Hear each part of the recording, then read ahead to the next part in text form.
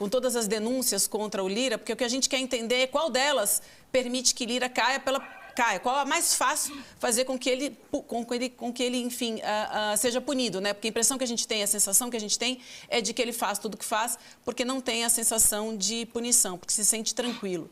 A gente tem aí uma atualização. Quer passar, Edu? Eu passo. Bom dia, Helênio, tudo bem?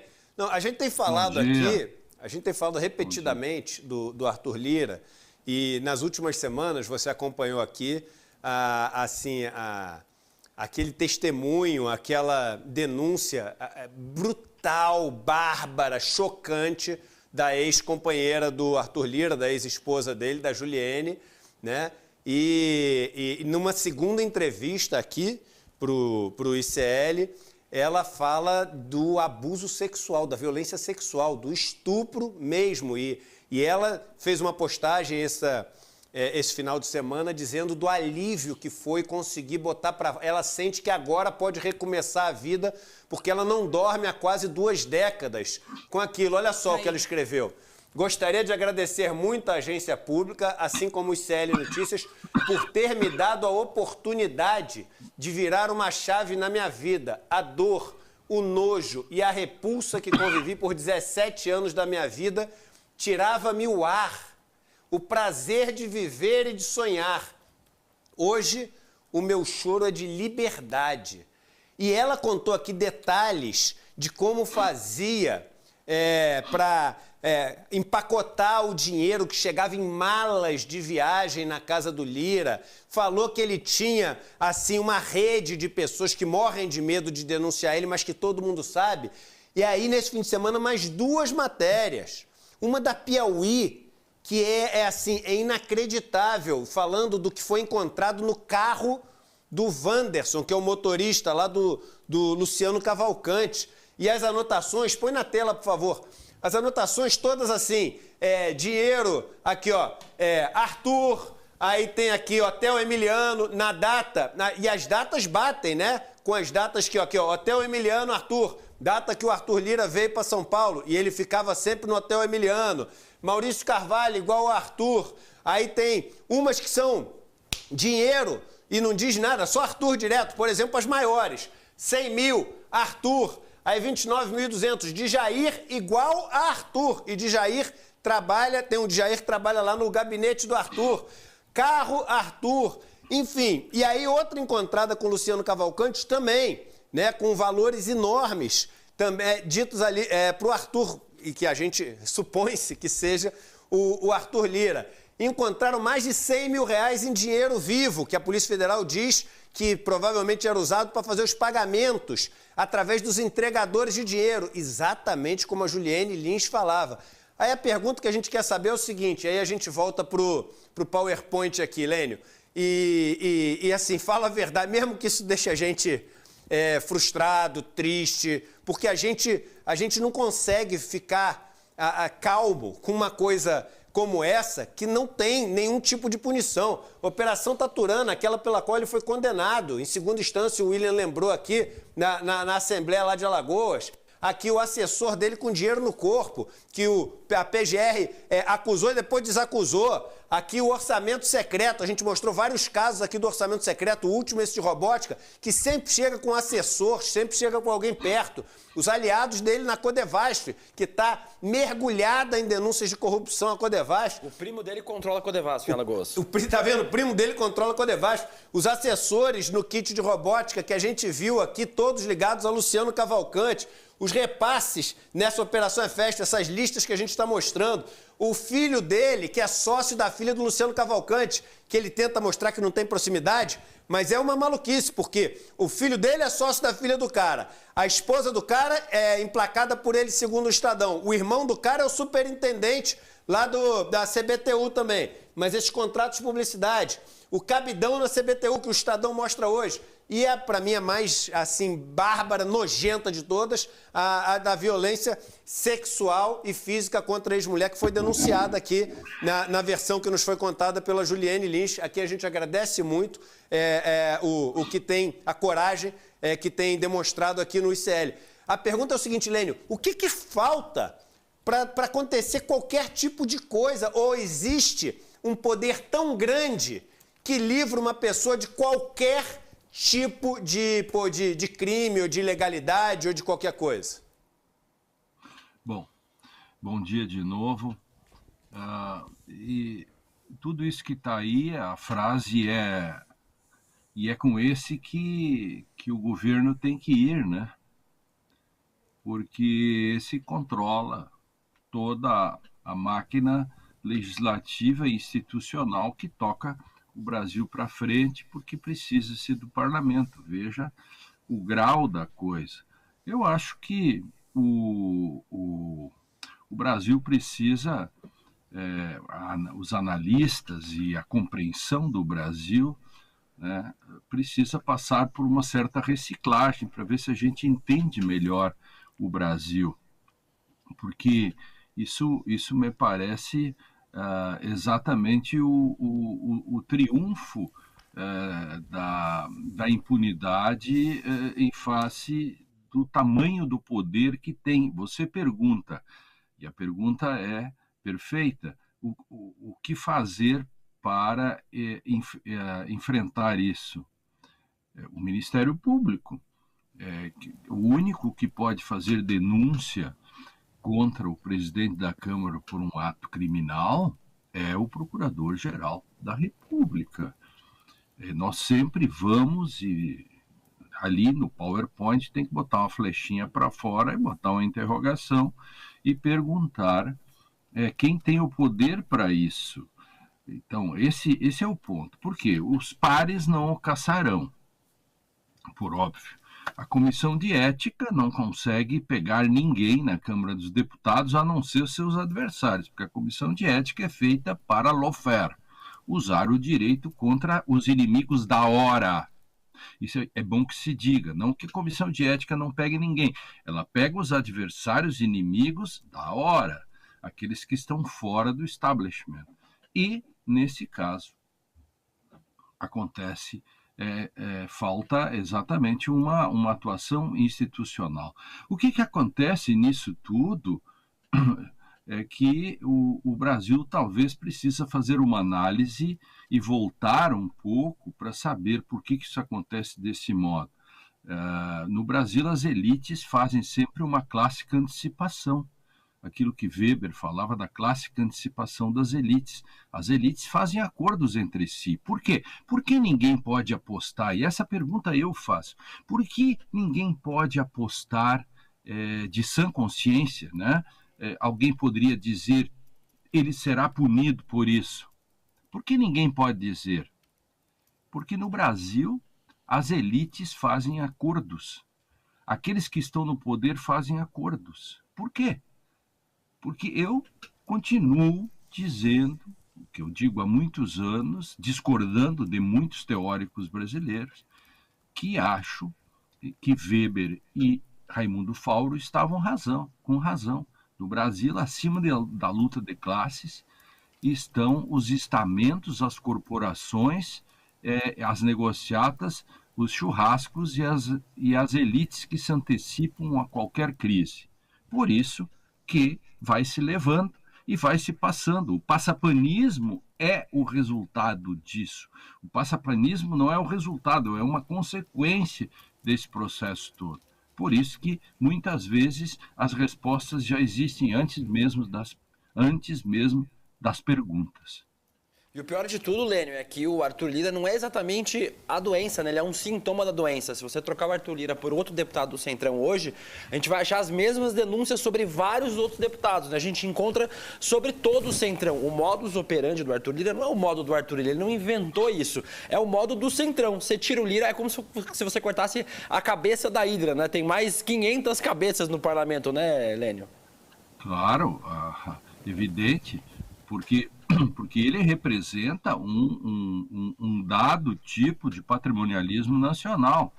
Ou, se a gente quiser assim, brincar mais com isso, dá para dizer que é uma luta de classe chique no Brasil, né? Porque as corporações e o modus operandi, e isso não é de agora. Se nós fizermos o histórico brasileiro, isso vem se repetindo sistematicamente. Às vezes tem uma sístole e às vezes tem uma diástole, como o coração, em que criam as placas tectônicas, dão uma volta, mas logo depois elas se rearranjam. Por isso eu repito a pergunta. Por que olhando tudo isso, a gente não pode apostar que vai ter um resultado de punição ou de término desse tipo de relação do poder? Exatamente pela situação anterior. Por que a Lava Jato deu errado?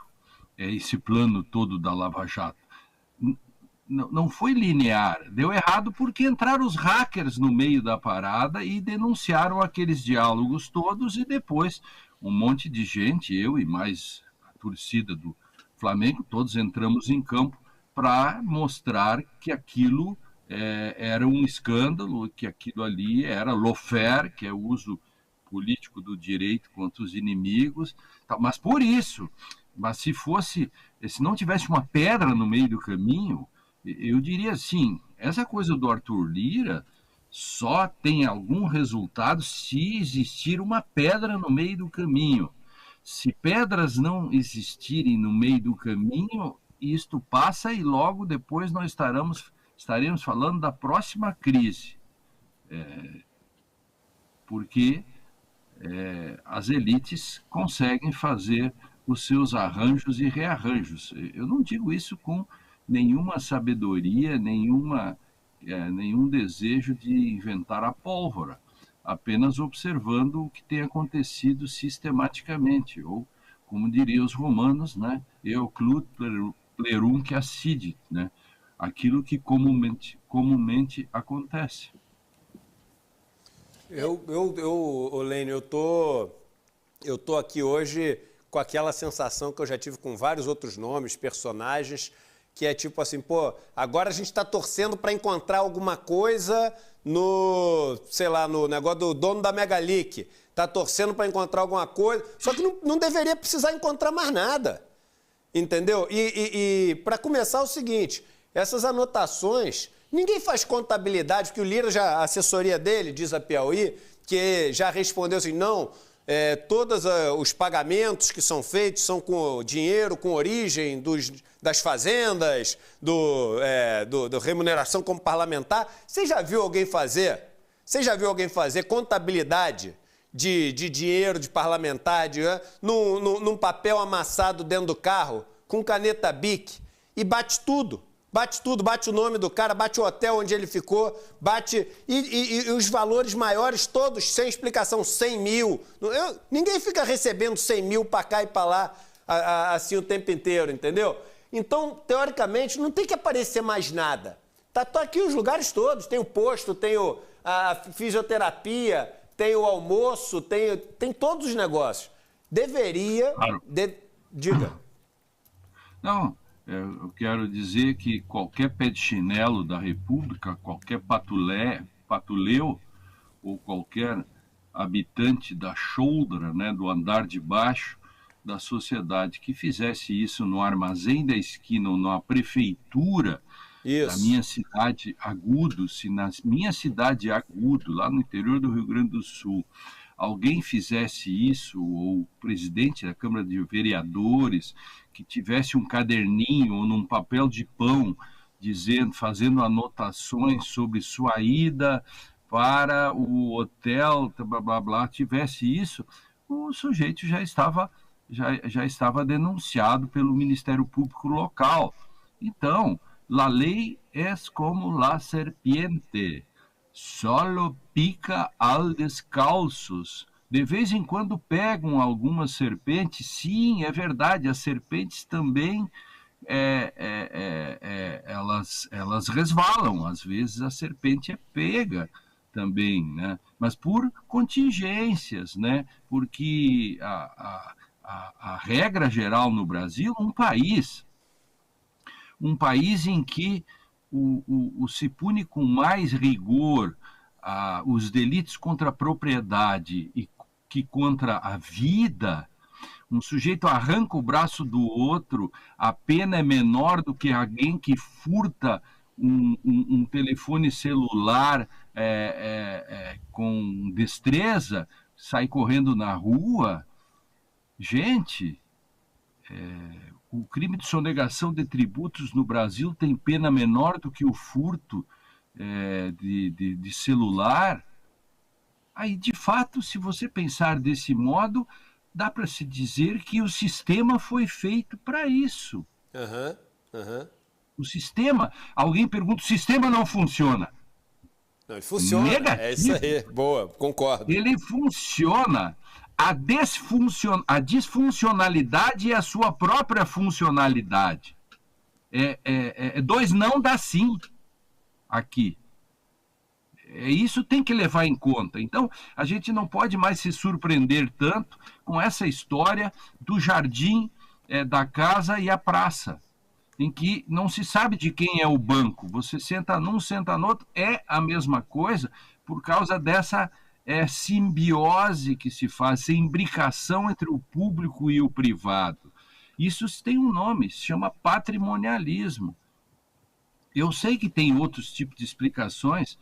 Meus amigos marxistas, por exemplo, darão outros tipos de explicações sobre esse fenômeno, não? Eu sou um pouco mais conservador nesse sentido e acho que essas questões se explicam por essas coisas que são estamentais, brasileiras, que são corporativas, em que as elites fazem os seus acertos sempre e o conjunto e possa ter a explicação que quiser.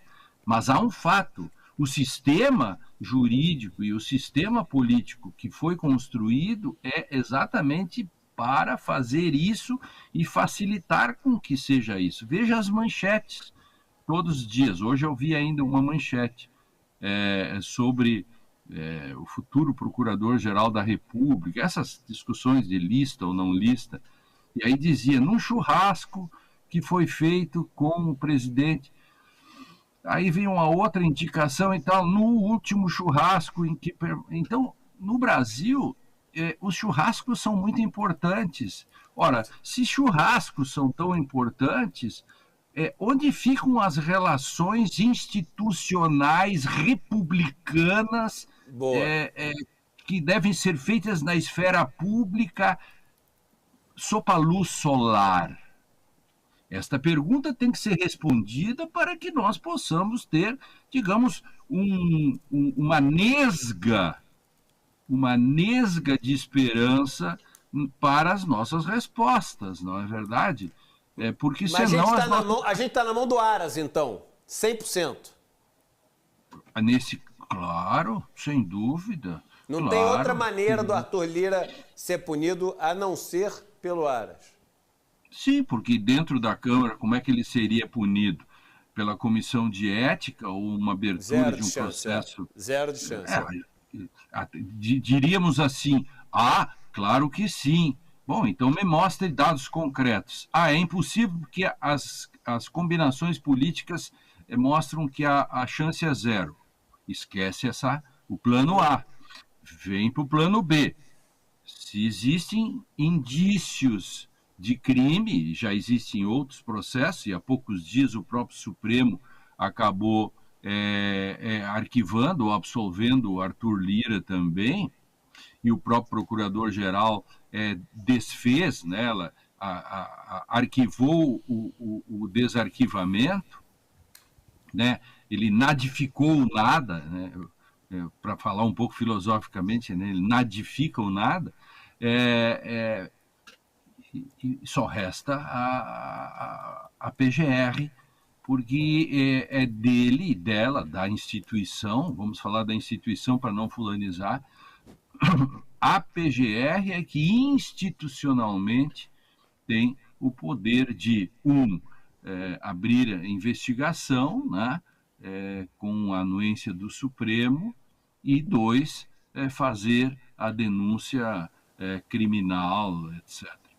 Agora, a questão com o passado que nós temos, que nos ilumina o futuro, nos obscurece, né? Nós temos como futuro ou presente um imenso passado que não recomenda muito, né, nisso que nós estamos falando. Né? Lênio, mais uma última pergunta.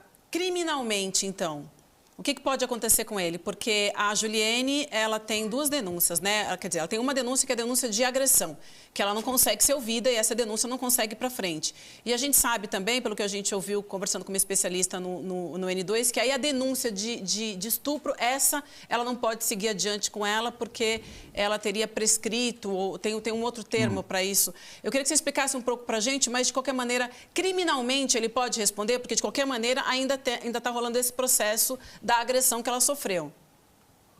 Esse processo não tem foro, né?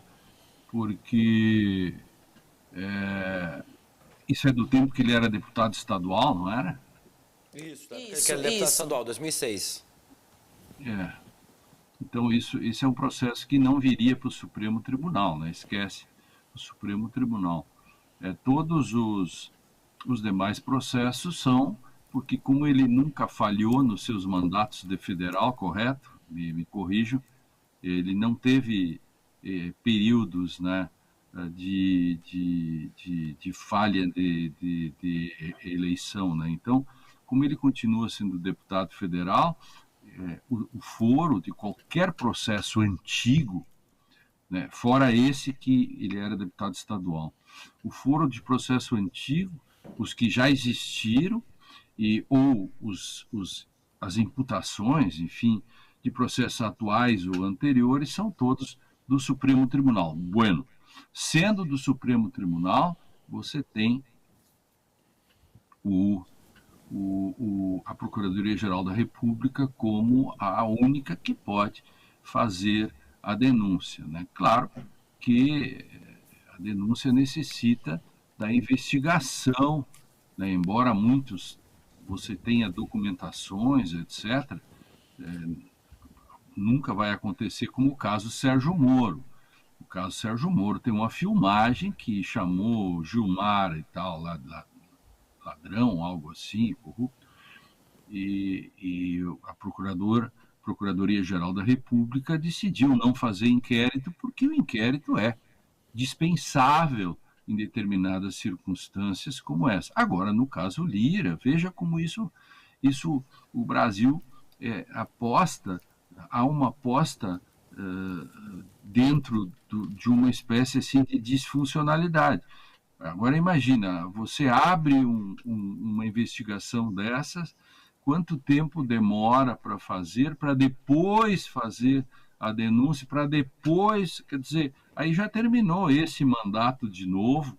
Então veja como é muito difícil. Claro que uma vontade política da PGR, digamos, fazendo uma operação, fazendo um tour de força aí, né?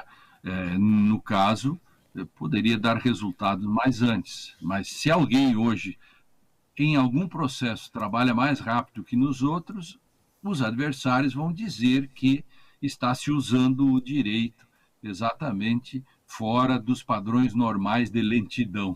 Até isso no Brasil se diz, se tudo é lento e alguém é rápido, o rápido está perseguindo alguém, né?